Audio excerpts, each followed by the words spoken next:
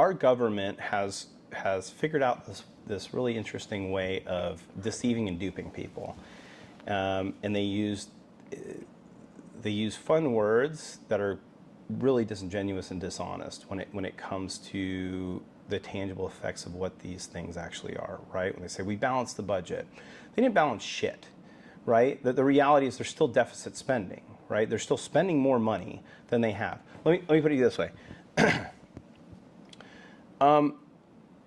The people that are running our government, for the most part, have never had any real job. They've never had a real job. They've never owned a business. They've never worked in private sector. They've been in nonprofit work, or they've been in lobbying work, or then they've gone to career. They've worked their way up the career ladder as far as politics goes, from city council to mayor to state assembly.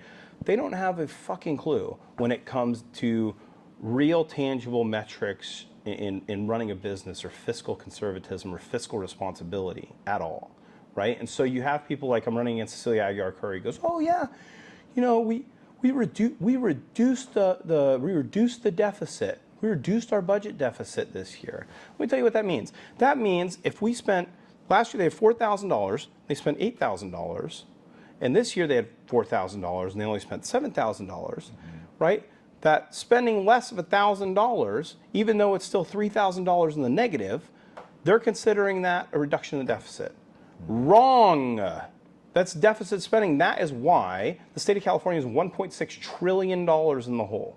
Yeah, and I think the average person, they do have difficulty understanding the difference between the debt and the deficit. And right. If you just reduce the deficit, that still means you're going further into debt. 100%.